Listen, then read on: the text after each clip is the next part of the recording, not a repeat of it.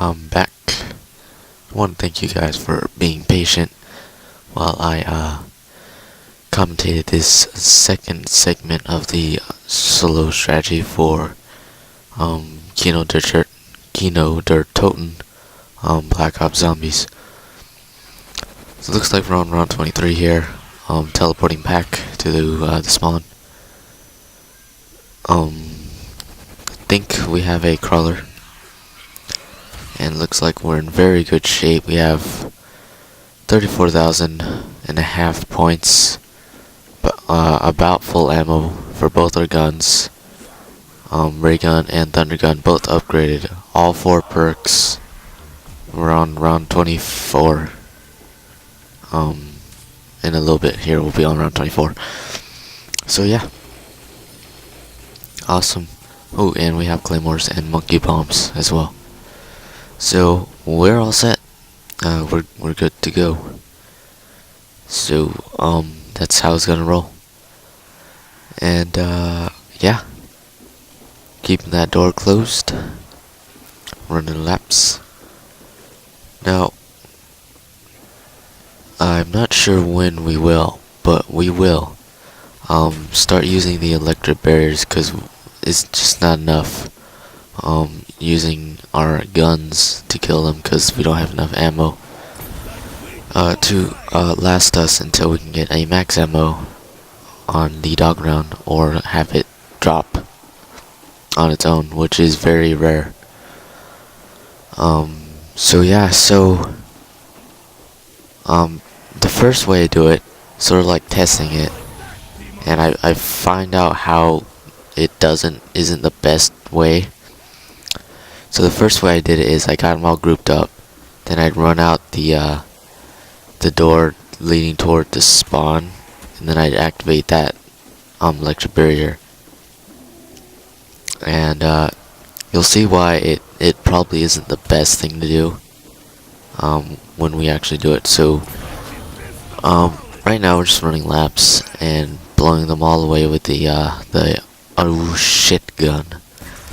And we got the ray gun, and I don't like using the ray gun. I told you this before, because you shoot them, especially if you're aiming low, and it'll create crawlers, which will get in your way when you're running these laps, which will get you stuck, which will get you killed.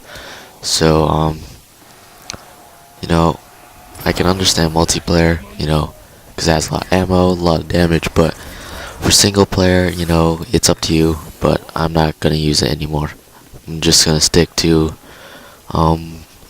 either like a commando or Galil, or one of those guns that have a lot of ammo, or a gun I can buy off the wall, maybe the M16. Cause you upgrade that and it gets a fair bit amount of ammo. I think like 300 rounds and some noob tubes, and you can just buy it off the wall. In your laps, don't really have to go that much out of your way. So you can use frags as well, to make crawlers. It's actually pretty easy to do. You might have a little difficulty with it later. So right here, I think I'm going to turn on the electric barrier. Yeah. So here it is, me turning on the barrier, and they all die. But it's not the best thing to do, especially in this spot. So, they're all dead now. So, we can't go back that way, and we don't want to go left because the door is closed and we don't want to open it. So, we're going to be circling back through this way.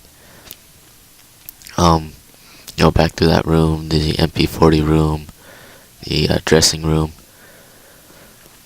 And we're going to get back to the stage. So, it was pretty clear. And the reason why is because, well, there's only one zombie left. So, yeah. So now we're going on 25. And we're thinking about doing it again, I believe. But, dog round, I think. So yeah, last video, or last segment of videos, part 1 through 5, was recorded with Audacity.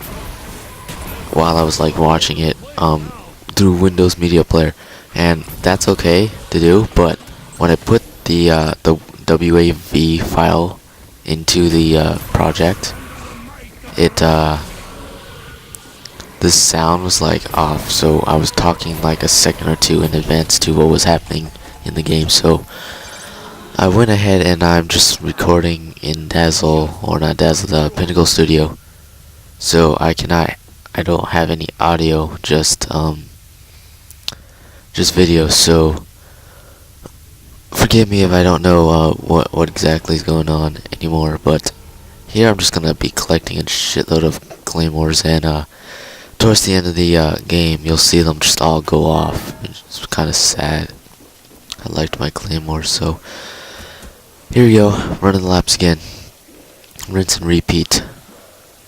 You know, kind of boring. I don't know. There's really nothing to talk about anymore.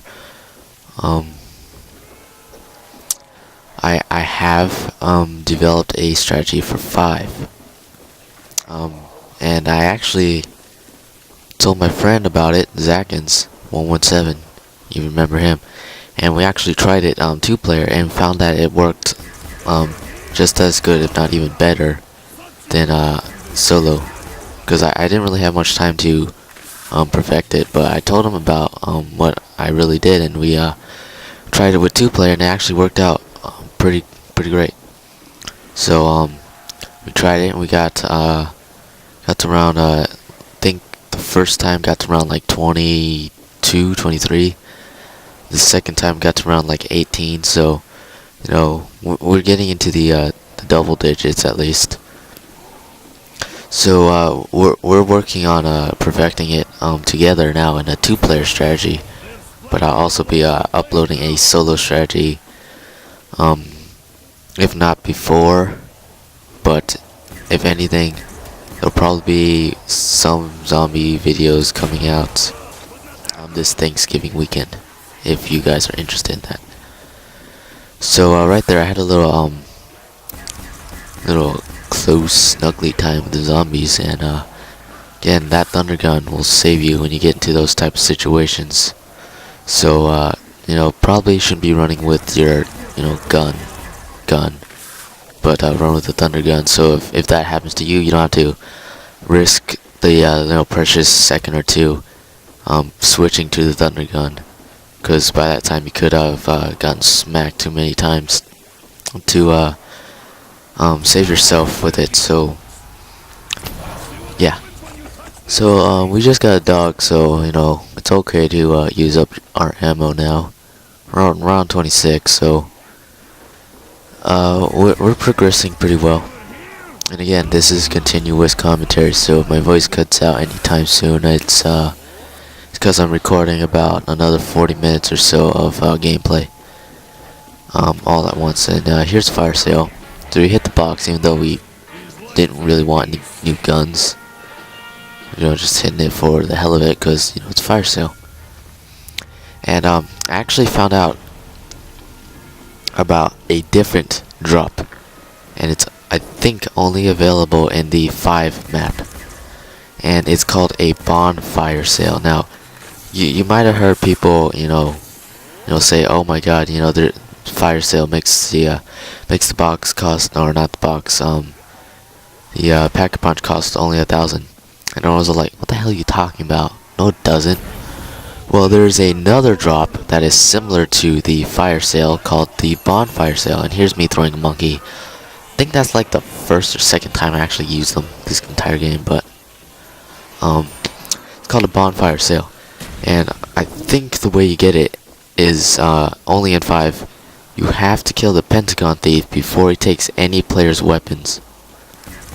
Now, I was playing last night with my friends, the Dark Warfare, Haze, and Sub. We were playing, and he was chasing me, and I was running around, and everyone else was shooting at him while I was running around. And he grabbed me. He took my gun, but before he could teleport me down to the basement area, the Dark Warfare shot the crap out of him with the upgraded pistols and killed him. And what we got was a bonfire sale, and it looks like a pack-a-punch symbol. and we picked it up, and there's a little Pack-a-Punch icon. All the Defcons immediately went to 5, and we were able to teleport to the Pack-a-Punch room and Pack-a-Punch for only 1,000. So how awesome was that? And later that night, I went and played a solo to help perfect my strategy, and I got lucky and got a death machine while the Pentagon thief came. So I used that and I owned the crap out of him, and I actually got to see it sorta, see the icon, the little drop symbol up close, because before he was grabbing me, so we kind of automatically picked it up and didn't really know what it was until we sort of put one and one together and got there's a Pack-a-Punch symbol. So solo, you have to make sure he doesn't take your gun. I think that's the way you get it. I could be wrong, but just to clear that up, there's a fire sale and a bonfire sale, and this is the reason why turning on the electricity barrier is not the best thing to do right there, because if it's not the end of the round, not the last zombies, then more zombies will spawn in your way, and you really don't want to have to waste your thunder gun shots on that. So I actually stopped doing that, and well, I don't think I stopped doing it yet, but after a couple close calls, I think I stopped doing it, and ooh, a little improvisation there, so that wasn't good either, because now they're all spawning from that area, and I'm kind of screwed. So that's another reason why, because even if they don't spawn in your way, they'll be spawning in those rooms that you ran past, because they're dying and that's where you are. And they'll all come from that area, and you won't be able to circle your laps as well. Ooh, close one there. So what I did was I circled around with all the big mob of zombies and zombie crawlers following me, and I actually turn on the electric barrier once I get back to the dressing room. I turn on that barrier instead, so that I got a electric wall killing those zombies, and while they're dying, I'm on the stage, so it's basically the beginning of a round again. So it's got the same risk as the beginning of a round, and there's no zombies spawning in your way while you're running back around to the stage area. So if you're gonna do it that way. It's a lot more safer. Yeah. So we're on round 28 here, and the game's, I think I died on 31, like I said before, so there's only a few more rounds left, so bear with me, guys. So you can see how this strategy works. Pretty easy. Again, this is my first variation, first attempt at it. Thinking that now that I'm getting better at commentary,